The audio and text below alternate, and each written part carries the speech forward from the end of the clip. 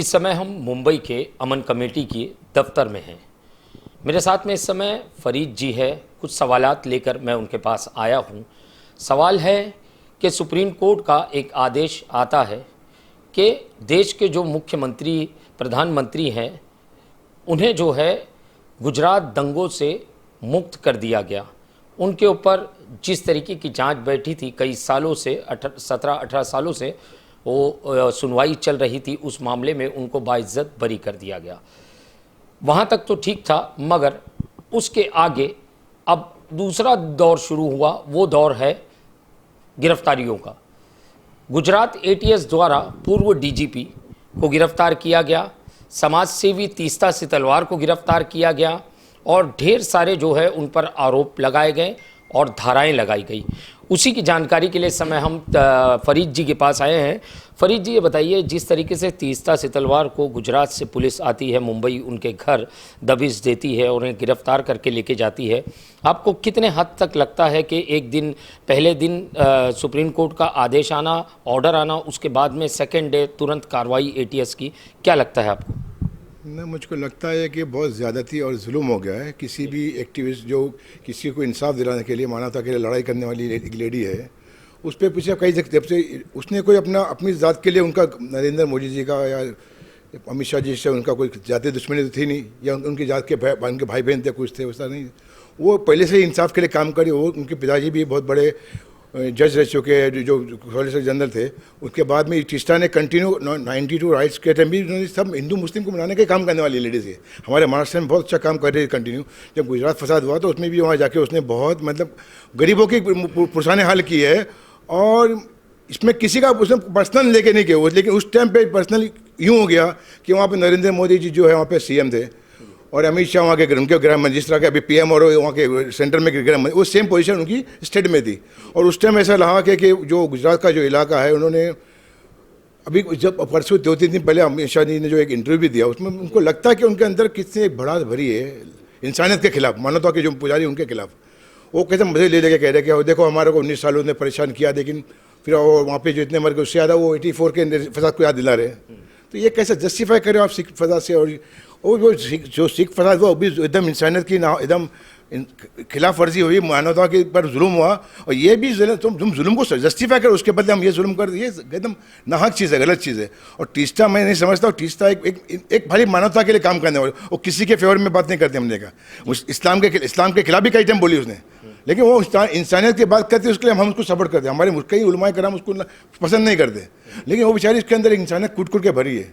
तो मैं उसको बहुत लाइक करता था। अब ये अचानक जो हो गया उस दिन डिसीजन मैंने पूछा तो बताइए फरीद भाई बहुत गलत हुआ है हमारे साथ में। देखिए जज साहब ने हमारे को रिमार्क कर दिया इस तरह के, हमको भी उसमें रिमार्क कर दिया है दो, और एक ऑफिसर को किया है।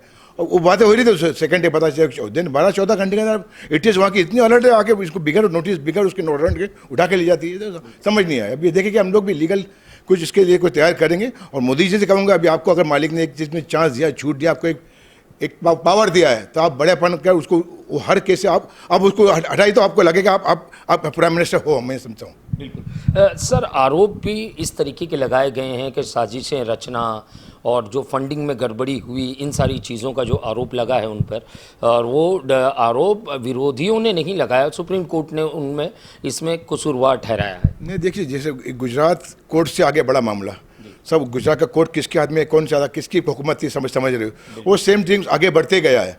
और ये ज़किया जाफरी का जो उनके जो हस्बैंड का जो मसला हुआ, वो इसके कोई रिश्तेदार थे तीस्ता के ना, कि उसने जलवा के मरवा दी, फिर बाद में इन पर आरोप लगवा रही है।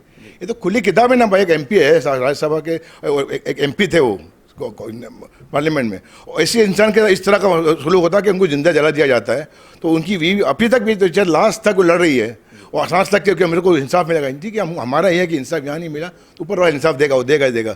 और ये फंडिंग का मसला है, फंडिंग है तो आप उसका हर चीज़ रिकॉर्ड चेक करो। इससे पहले आप लोगों ने उसको ईडी में, यहाँ पे सीबीआई ने बुलाया था, ईडी ने बुलाया था, बॉम्बे की ईडी और सीबीआई ने उसकी इंक्वायरी करी है, उसको बाहर है वो। और कोई छोटी मोटी चीज़ कैसे आके डायरेक्ट उठा के बिगर किसी बोल के लेके, वो सब गलत तरीके से। अमित शाह जी से मैं कहूँगा, अभी आप जब पावर देता ना, पावर में आप पागल मत हो जाइए प्लीज़।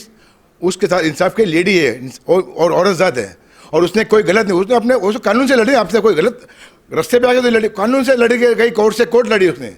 आपके पास में कोई बाहर तो लड़ाई नहीं करी, आपके पास बाहर आके उसने कोई गुस्ताखी नहीं करी। जो कोर्ट पे उनका एक अपने हमारे इंडियन लॉ ने पावर एक जुडिशल ने उसको एक गाइडलाइन दिए, पावर दिया, उसके थ्रू से फाइट करी, मैं समझता हूँ। सर मैं अगर बात करूं बेस्ट बेकरी कांड की, जिस समय समाचार माध्यम में काफ़ी छाया रहा, उसको लेकर तीस्ता मैडम जो लड़ाई लड़ रही थी, उसमें जो मुख्य गवाह थी वो भी अपनी गवाही से मुकर गई। सर ये क्या लगता है आपको, किस तरीके से ये सारा जो मामला है इसे रफा दफा किया गया? नहीं देखो, ये सब पैसे का मामला है, जहाँ पैसा सब कर देता है, अच्छी अच्छी मजबूरियों का फ़ायदा उठाता है। ये सिर्फ इसी तरह का मसला हुआ है, गरीब लोग हैं वो, जहाँ जिस पे आतंक हुआ है, जिस पे अटैक हुआ है, बेचारे सब गरीब लोग, बहुत उनको डेली मतलब एक टाइम खाने को है, दूसरे टाइम खाने को नहीं, इस तरह के लोग थे। तो वो क्या बेचारे लड़ाई करेंगे, उसके लिए ऐसी एनजीओ खड़ी हुई थी और इसी एनजीओ ने उनके लिए काम किया। उस पर कितनी कई रुकावटें आई, वो काम कंटिन्यू कर रही थी। तो मैं चाहूँगा इंसाफ से काम कीजिए, मालिक ऊपर वाले जितने इस जग को बना वो देख रहा है, आपको जो पावर दिया, पावर का भी हर चीज़ का एक अंत होता है, अंत होगा।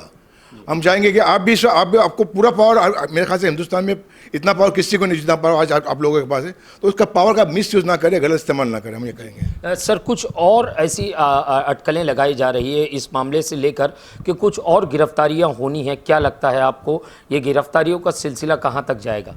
मैंने ये कहा ना, अभी आरोप लगाने वाले भी ये है और अरेस्ट करने वाले भी ये है, फिर इंसाफ करने वाले भी ये है। तो वही मैं कह रहा हूँ ना, जिस पावर का जो मिस यूज़ हो रहा है, लेकिन उसके ऊपर वाले के हाथ में जो है, उसकी लाठी में आवाज़ नहीं है, वहाँ इंसाफ जरूर मिलेगा, वो इंसाफ यहीं मिलेगा। हमारी तो ऐसे जैसी करनी वैसी भरनी, ना माने तो करके देख, और फिर जन्नत और जहन्नम जो स्वर्ग और नर्क वो भी है, फिर मर के देखो। तो ये तो जब यहाँ का तो यहाँ मिल जाएगा इंशाल्लाह। थोड़ा लेट होता, कहीं कहीं छूट भी दिया जाती है, जालिमों को भी छूट दी जाती है, जो गलत करता है उसको छूट के तुम सुधर जाओ, आ जाओ, बैकफुट पे आ जाओ, सीधे हो जाओ। तो मैं चाहूँगा जो गलत ज़्यादतियाँ करे, जो भी कर रहा है, वो अपने आपका अंदर सोचे, आप लोग कितना जियोगे, मैं कितना जियूँगा। आपको कोई, हर इंसान की ज़िंदगी है 50 साल, 60 साल, 100 साल, मैक्सिमम 100 साल ही जियोगे। लेकिन जाने के बाद तुम्हारे पीछे कोई तुमको गलत ना बोले, बस ये सोच के जाओ कि किसी पर तुमने जुल्म किया, वो जुल्म बाद में आएगा, तो वो आहे जो लोगों की निकलेगी ना, वो आहे अपने तक मत लगने दो, मैं समझता हूँ। फरीद जी अगर मैं बात करूं, जैसे कि आपने कहा तीस्ता मैडम के साथ में आपने काफ़ी समय गुजारा।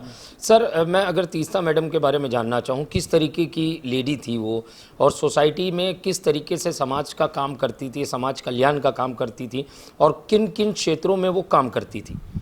मैं समझता हूँ हर क्षेत्र में काम करी हुई लेडी ने। मेरे भाई के बाद में लास्ट 23 साल से मैं बहुत टच में हूँ, लास्ट 23 साल से उसके हर फील्ड में काम करते देखा, गरीबों के लिए, एजुकेशन के लिए काम करते। लास्ट जो तुम्हारा ये सब ये हो था हमारा कि कोविड का मसला आ गया, लॉकडाउन चला था, लॉकडाउन में हमने कुछ अनाज वगैरह शुरू किया।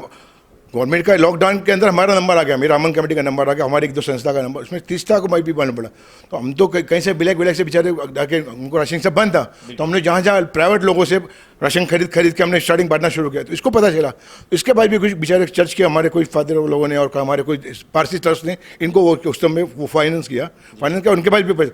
तो उन्होंने उस टाइम मुझको, जब मैं राशन खरीदा तो चेक आता था मुझको, पारसी ट्रस्ट से आता था, चर्च से आता था, वो उसने बेचारा आउट होता, ना हिंदू देखा ना मुस्लिम देखा, इस खाली गरीबों को देखा, वो गरीब इंसान देखती थी, वो किसी का मजहब देखती नहीं। उसने इस तरह का काम लॉकडाउन में बहुत कुछ बांटा। मैं बोलता हूँ मेरे साथ बांटा है, हमारे जमात इस्लामी का जो एक ग्रुप बांटा था, वहाँ से एक बांटे हम लोग, हमको सबको कोविड हो गया था इस मामले में, हम लोग झोपड़पट्टी में ज़्यादा के राशन बांटे, लेकिन गवर्नमेंट से ज़्यादा काम हम लोगों ने महाराष्ट्र में किया, अल्लाह का करम से। हाँ सर, महाराष्ट्र गवर्नमेंट की आपने बात करी, तो मैं एक सवाल आपसे चलते चलते ये भी करना चाहूँगा। महाराष्ट्र के अंदर राजनीति को लेकर जो उथल पुथल चल रही है, जैसे शिंदे गुट अपना अलग एक गुट बनाकर खड़ा हो गया शिवसेना के विरोध में, और महाराष्ट्र के अंदर की जो सरकार है जो टूटती हुई नज़र आ रही है, क्या कहना चाहोगे इस पूरे मामले को? आप करीब से देख रहे हो, क्या राय रखना चाहोगे इस मामले में? ये सब सिर्फ कुर्सी की और अना की लड़ाई है। एक इतना मजबूत गढ़ था शिवसेना, बाला साहब ठाकरे ने जो मेहनत से बनाई, और उनके शिवसैनिक ऐसे होते हैं, मतलब वो उनके नाम पे ख़त्म अपने आप को फिदा करने वाले लोग हैं। वो इससे एक शिवसेना शिव शक्ति गए लोग कहते हैं, उसमें फूड, इस तरह की फूड में समझ आज तक नहीं पड़ी। वो शोभन बिरबल का मसला था, वो अलग था, नारायण राणे जी का वो अलग था। इस तरह की जो फूड हुई है, ये इन्हें सियासत क्या नहीं कर सकती। हमने देखा power, main power, money power, ये लोग ने क्या कर दिया इंस्टीट्यूशनों, क्या कर दिया। आज जो आपस में भाई लड़ रहे, एक घर में दो आदमी शिवसेना के हैं, तो एक सपोर्ट में एक, तो ये समझ में नहीं क्या हो रहा है। मैं समझता हूँ कि उस शिवसेना की जो बाला साहब ने जो कुर्बानी दी कि जिस मकसद के लिए बनाया था, ये मकसद से हट रहे हैं। अभी उद्धव जी ने 2-2.5 साल में बहुत मेहनत करके एक अच्छा मैसेज चालू कर दिया था, वो बड़ा साहब इसी तरह के इंसान है जो दो जी काम करे। हमारे मेरे बहुत नज़दीक 91 96 में बहुत नज़दीक था मैं भी बड़ा साहब से, हमने कोई अच्छे काम करके लिए उनसे। तो हमने देखा शिवसेना को, ये लोग खाली जो एक बड़बड़ाते हो ये करते हो, लेकिन वो अंदर के हृदय के इंसानियत के दुश्मन नहीं, मानवता के ये लोग दुश्मन नहीं थे। अब ये मानवता के दुश्मन बनाने की पूरी कोशिश की जा रही है और आपस में भाई से भाई को लड़ाने की कोशिश की जा रही है, मैं समझता हूँ। सर मैं अगर बात करूं, जिस तरीके से आपने कहा शिवसेना काफ़ी मजबूत पार्टी थी, मजबूत खेमा था, आपको क्या लगता है कि इन लोगों के जाने से क्या शिवसेना टूट जाएगी या टूटने की कगार पे है? नहीं टूटेगी, अगर टूटने मुझको लगता है कि टूटना नहीं चाहिए, नहीं टूटेगी। और टूटेगी भी तो टेम्पररी घट के लिए, फिर इलेक्शन आएगा, इलेक्शन में वापस ये लोग जो टूट के जा रहे हैं उनको जो और किसने दिया है, शिवसैनिकों ने दिया है, शिवबाला साहब के नाम पे दिया है। तो जब री इलेक्शन होगा या अभी ये लोग कुछ चक्कर में दूसरा है कि हमको राइट करा के हमें समझता है कि गौरव तुम्हारा प्रेसिडेंट रूल लगाने चक्कर में है। तो ये सब नहीं, इनकी गंदगियाँ चली कि महाराष्ट्र के लोग बहुत समझे हुए सुलझे हुए हैं, हमारे बम्बई के खास बम्बई, इन लोगों ने हर जगह से कोशिश हो रही है कि किस तरह से भी फितना फसाद हो जाए, लेकिन यहाँ उन्हें ना हो। यहाँ की हमारी जो पुलिस की व्यवस्था भी बहुत सही चल रही है। तो और पब्लिक खुद होशियार हो गई, समझदार है। यूपी बिहार जैसी पब्लिक नहीं, हमारी समझदार पब्लिक है और बराबर इन्हें कानून से हर चीज़ में करते हैं, गाइडलाइन भी करते हैं, एक दूसरे को सपोर्ट भी करते हैं, कानून से लड़ाई करते हैं। बिल्कुल सर, एक आखिरी सवाल आपसे करना चाहूँगा। जिस तरीके से जो गुट टूट के गया है, शिंदे गुट, उनका कहना है कि शिवसेना जो है हिंदुत्व के मुद्दे से हट चुकी थी, जो उद्धव ठाकरे हैं वो हट चुके थे, जो कि बाला साहब जिस तरीके से हिंदुत्व को लेके चलते थे उससे हटने की वजह से उन्होंने तर्क ये दिया है, उस वजह से हमने पक्ष को छोड़ा है। हिंदुत्व से मतलब क्या, उनका ये कहना कि उद्धव जी ने मतलब वो मंदिरों को और भगवानों को छोड़कर मस्जिद में आकर नमाज पढ़ना शुरू कर दिया उन्होंने, कि अल्लाह को मान लिया। देखो एक अलग अजीब चीज़ है हिंदुत्व, मतलब वो अपने मज़हब पे कायम है और हर मज़हब सिखाता कि हर मानवता की हिफाजत करना। और उद्धव जी ने देख लिया है, वो अपने कोई हमारे मुसलमान बन गए कि अब या दरगाह में जा रहे हैं या चर्च में जाके वो करे, पादरी बन गए, उनके बाद वो कर रहे। ये सब गलत चीज़। वो अपने मज़हब पे, अपने धर्म पे मजबूती, हर मज़हब, हर सच्चा जो मज़हब को मानने वाला हर दूसरे मज़हब की रिस्पेक्ट करेगा और इज्जत करेगा, उनको प्रोटेक्ट करेगा। और जब इनको आना नहीं चाहिए, इन्होंने सीएम बन के बोला, मैं समझता गलत, क्योंकि मजबूरी में सीएम बने। आदित्य को बनाना चाहिए था, आदित्य मतलब अगर वन पार्टी बनती तो, लेकिन ये तीनों पार्टी में बड़े बड़े सीनियर थे और मजबूरी में उनको दिया गया। लेकिन हम समझते उसी टाइम पे एक शिंदे को दे देना चाहिए था। तो कुछ मसला उनका अंदर नहीं होगा, ये उसका लोगों ने फायदा उठाया है। दूसरे जो अपोजिशन के लोग अंदर के ना, वो लोग बदमाशी करके किस तरह से एक दूसरे के दिलों को खराब करना और अंदर से भाई को तोड़ देना, ये भाई को तोड़ दिया है ना, हम तो ये समझ रहे हैं।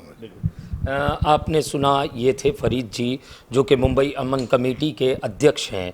मेरा सवाल था, गुजरात दंगे जो 2002 में हुए, उसके बाद में जिस तरीके से देश भर में जो है एक मुहिम चलाई गई मोदी गवर्नमेंट के खिलाफ, इस तरीके से जिस तरीके से सुप्रीम कोर्ट का कहना है कि मोदी गवर्नमेंट का दुष्प्रचार किया गया, उसके चलते तीस्ता से तलवार और भी कई अन्य लोगों को गिरफ्तार किया गया और भी कुछ गिरफ्तारियां होनी है। मेरा सवाल था, क्या ये गिरफ्तारी आपकी नज़र में सही है? तो फरीद जी का एकदम साफ शब्दों में कहना था, मैं इसे गलत ठहराता हूं और मोदी जी से अपील करता हूं, अगर उनसे कोई गलती हुई हो तो उसे माफ़ कर दें और इन्हें जो है बख्श दें, क्योंकि ये एक बेहतरीन समाज सेविका है, समाज के लिए काम करती है, गरीबों के लिए, दबो कुचलों के लिए काम करती है। तो उन्हें जो है बख्श दें और अपनी शक्ति का जो है दुरुपयोग ना करें, ये भी उन्होंने कहा, क्योंकि शक्ति जो है समय समय पर बदलती रहती है। आज सत्ता आपकी है तो कल किसी और की होगी, मगर किसी और की होने से पहले अगर कुछ बिगड़े हुए काम है उसे बना लिया जाए तो बेहतर होगा आपके और हमारे आने वाले कल के लिए। कैमरामैन साटविलकर के साथ सईद शेख की report, the daily India news, Mumbai.